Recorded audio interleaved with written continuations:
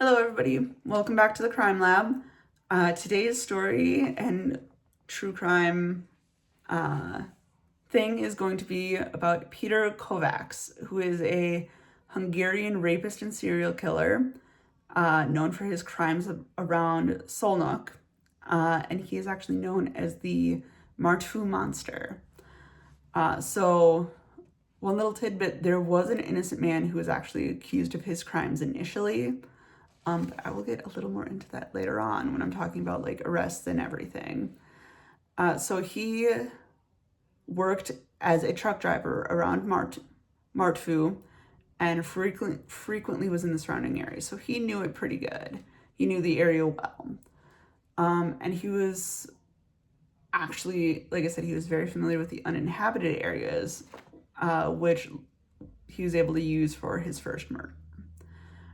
He was considered by most people an average guy with a normal background. He was well regarded by his employer.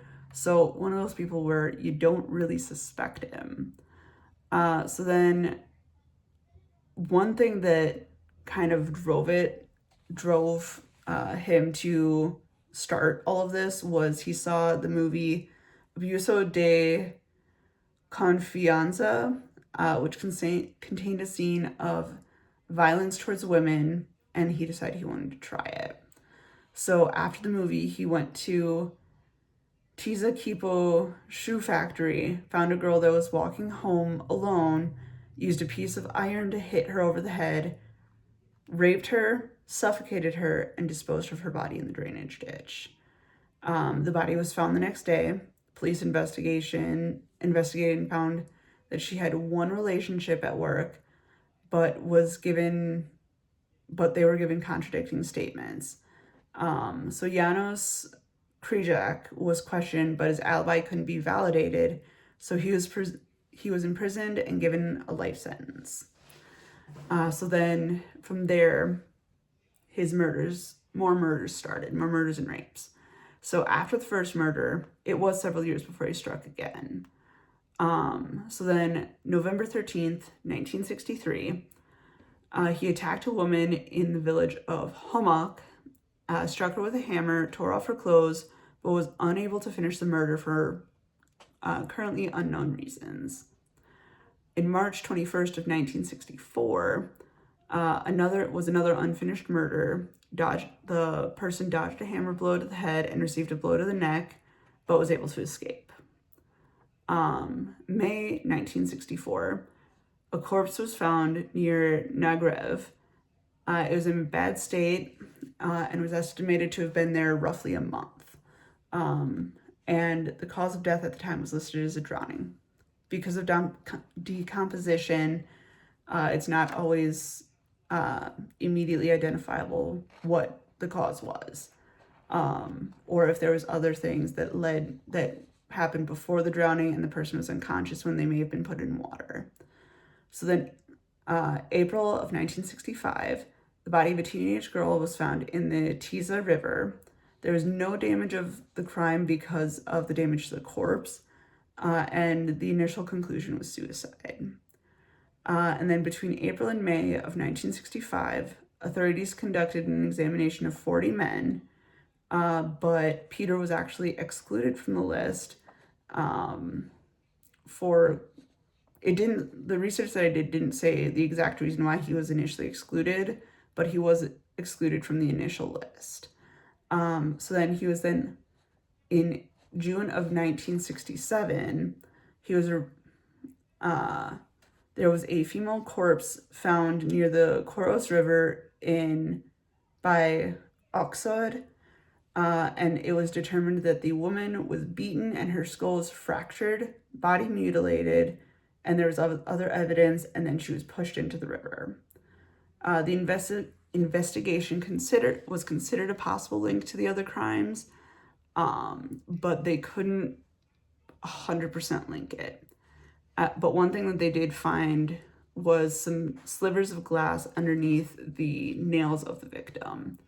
So, you hear, hey, if you're being attacked, get as much stuff under your nails as you can because that will link you to what's going on. One thing with automotive glass is it's very distinct, and different glass is used in different parts of the car, from my understanding. So like the windshield is made of one type of glass, the side windows are made of a slightly different kind of glass, and it's tempered possibly a little different for the amount of movement. So that can help determine, okay, this was a window glass versus windshield glass versus a house window glass sort of thing. So then when police began looking into it, Kovacs was discovered missing the day before the body was found, and has used his work vehicle for personal reasons. So then his wife, Kovacs' wife, confirmed his alibi, but police didn't believe her. So then when they were investigating the work truck, because they're like, why is he using this for personal reasons? They found glass similar to what was found underneath this woman's fingernails. And there was other witnesses to what Kovac was doing and where he was, including his brother-in-law, and it puts Kovac and the victim together on the day of the murder, or the day of the suspected murder. So then he was arrested on August 11th of 1967. The brother-in-law confessed to both having sex with the victim, and Kovac drove her home, denying the involvement in the murder, but then later on amended his statement saying that, yeah, I was involved after the sex. And then by the end of August, so within a couple of weeks, Kovacs admitted to killing several people, but not the final victim, but not Kovacs. Kovacs had been released from prison after 11 years. So Kovacs was the person that was accused of the murder originally, but didn't do it and was given a life sentence. Kovacs was then released. So then Kovacs was sentenced to death, and he was hung for his crimes on December 1st of 1968. So there was a lot of contradictory information in this one. This information was kind of the most standard from what I could find. That was actually the most consistent amongst all of the different sources that I used. So there may have been more details that one source had, but another source really didn't touch on. So I didn't want to, I just wanted to use the information that was consistent amongst at least a couple of my sources. But if anybody has any questions, comments, concerns, suggestions for future videos on this series, or suggestions for a new series, feel free to leave them in the comments, and have a great day.